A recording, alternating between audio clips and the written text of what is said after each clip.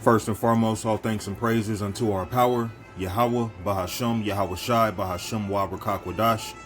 Peace, blessings, and much respect to the elders and the apostles of Great Millstone, on down to the rest of the elders who rule well within Israel.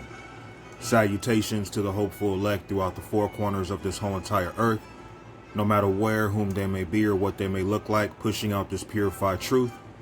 To the rest of the church who believe as well, you men who may not be teachers or prophets, you women, sons, and daughters also. The water to Yahweh Shai, because without him enduring and going to that cross for the nation of Israel and the nation of Israel alone, none of this would even be possible whatsoever. 2nd Esdras chapter 6 and verse 22. And suddenly shall the sown places appear unsown, the full storehouses shall suddenly be found empty. So you have wildfires devouring crops in California. A couple of years back, you had a wildfire destroy, I think, 18,000 cows in Texas. Where do you think these grocery stores are getting their meats from, their dairies from? It comes from these different farms, these different locations where people are actually cultivating, where people are actually raising up livestock.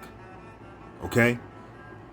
If the farmers, those who are performing husbandry, are being affected, well, that's going to affect the stores as well. So imagine seeing Walmart today flourishing. You have people going in and out shopping, and then one day you see it empty. One day you might see it as a concentration camp. Whatever grocery store that you're used to going to, people once going there to shop, now it's empty. Now it's desolate. You go inside of it, you got boarded up, doors are nailed shut, no light traveling through. You got to walk through with a flashlight just to see the shelves empty, shelves knocked over. Well, these are the days ahead. We're coming into a time where the Lord, Yahweh Ba'ashem Yahweh Shai, is going to put a tight grip on this world. And if you're not of the elect, you're not going to make it. And suddenly shall the sown places appear unsown. The full storehouses shall suddenly be found empty.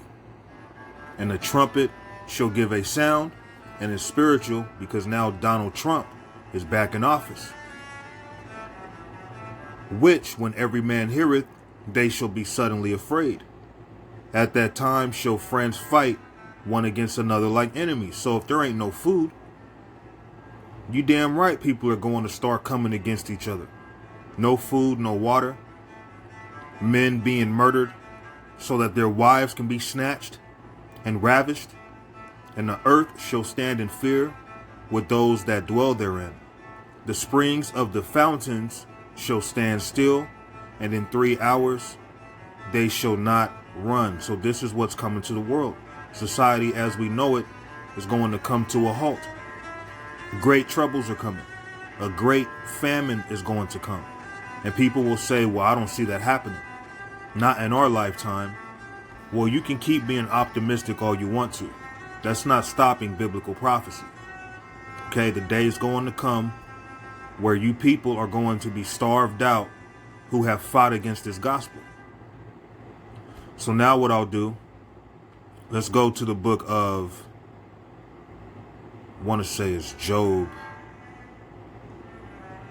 What's that, Job? I'll go to Proverbs for now. Proverbs 27 and verse 27. And thou shalt have goat's milk, enough for thy food, for the food of thy household, and for the maintenance for thy maidens. So when things get bad, when that famine increases, we are going to be okay. We are going to have enough for ourselves and those who pertain unto us. The Lord is going to look out for his elect, but he's not going to look out for everybody. Okay? And thou shalt have goat's milk enough for thy food, for the food of thy household, and for the maintenance for thy maidens. And this is for the Lord's elect. Outside of that, when that famine comes, no one's going to escape outside of the Lord's chosen few. Jeremiah 42 and verse 16. Then it shall come to pass that the sword which ye feared shall overtake you there in the land of Egypt, speaking of America. And the famine whereof ye were afraid shall follow close after you there in Egypt, and there ye shall die. So a lot of our people are going to die here in these days to come due to famine. When you find out the stores are empty, you're going to start breaking into people's homes and search for food and water. It's going to get bad out here. For all of you people who have laughed at us, those of us who believe, you're in grave danger. You're in trouble. So shall it be with all the men that set their faces to go into Egypt to sojourn there. They shall die by the sword, by the famine, and by the pestilence. And none of them shall remain or escape from the evil that I will bring upon them. So this famine that is soon to take place, none are going to escape outside of the Lord's elect. Okay?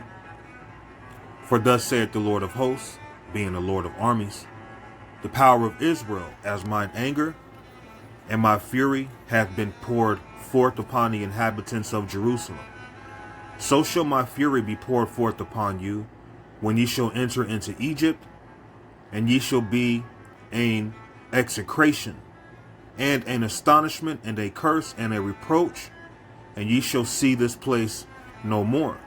So here it is. We've been over here in Babylon catching hell, being hated by the heathen. We haven't been back home in ages. Now, some of our people may have visited Israel, but we're speaking as a whole, collectively. We're not even considering ourselves collectively as being Israelites. The Lord has said concerning you, O remnant of Judah, speaking of the southern kingdom, go ye not into Egypt.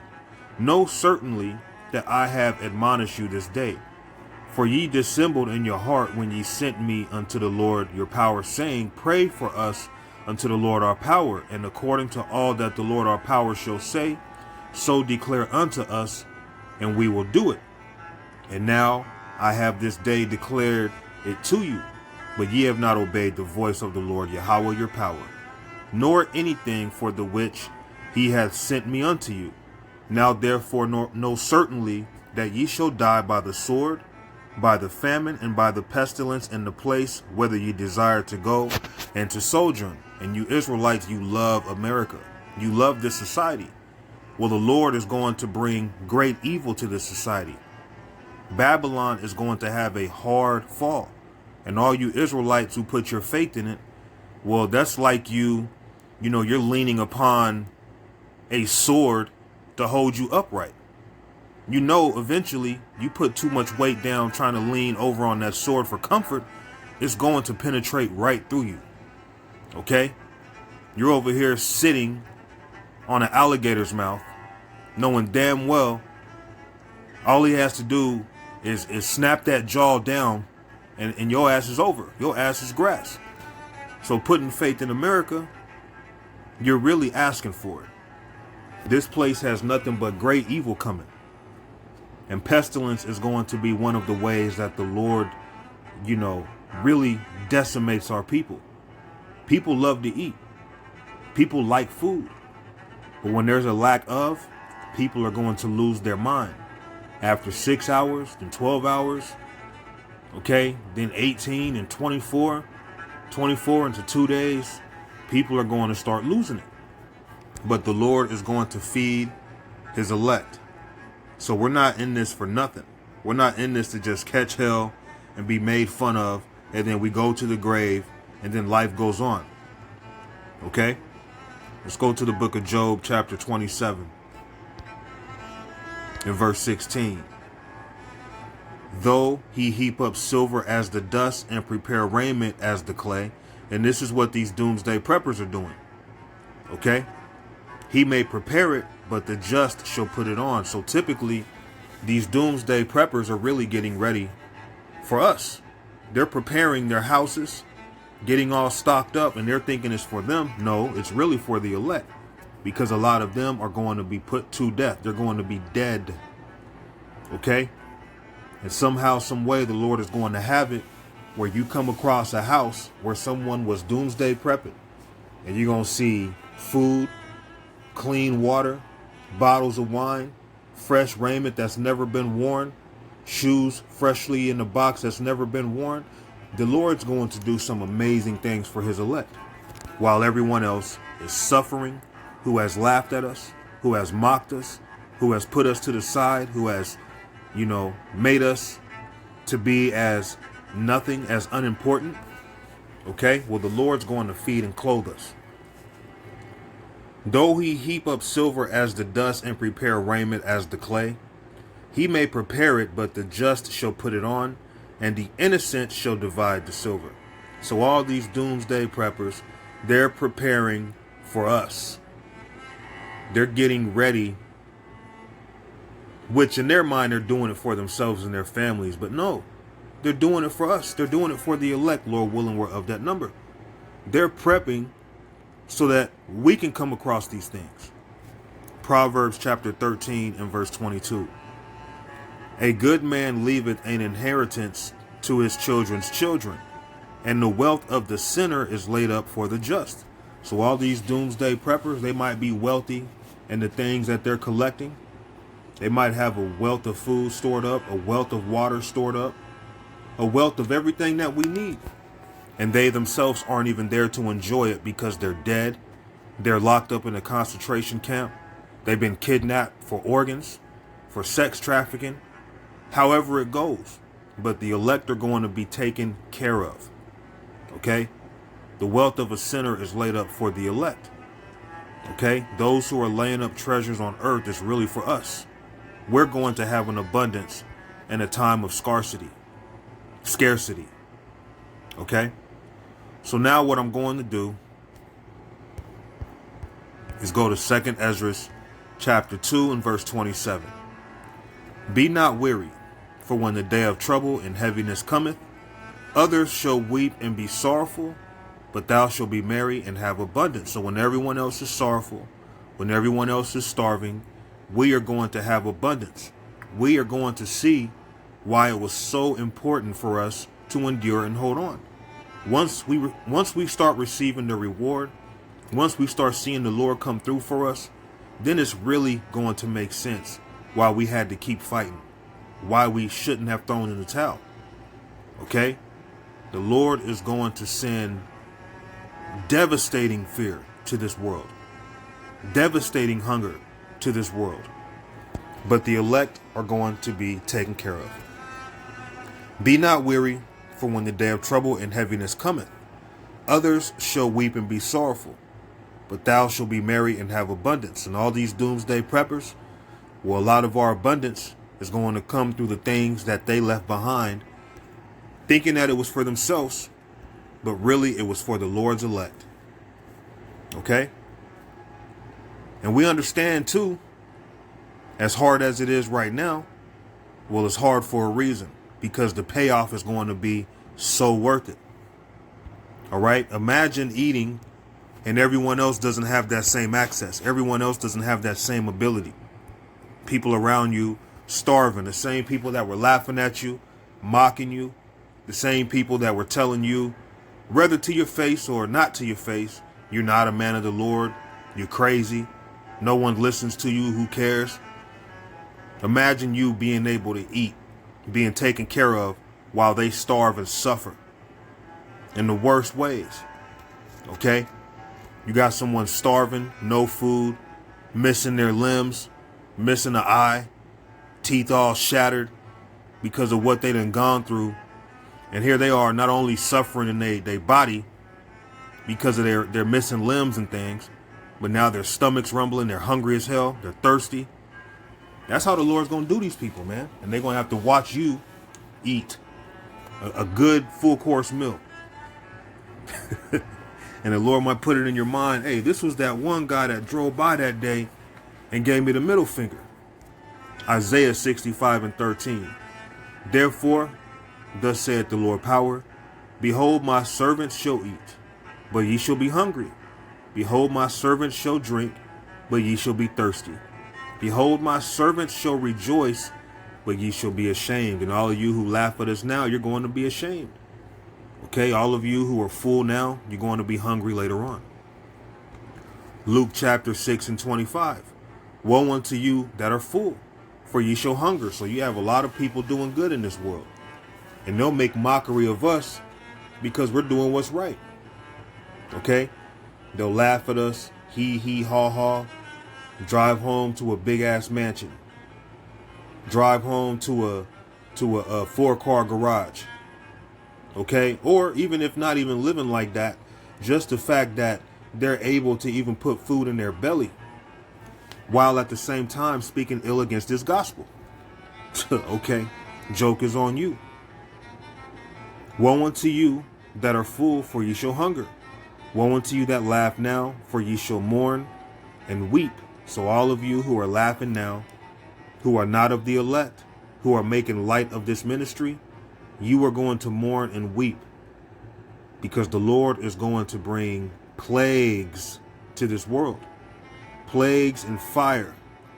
Death is coming. That's what you can expect if the Lord isn't your protection. Romans 18 and 6.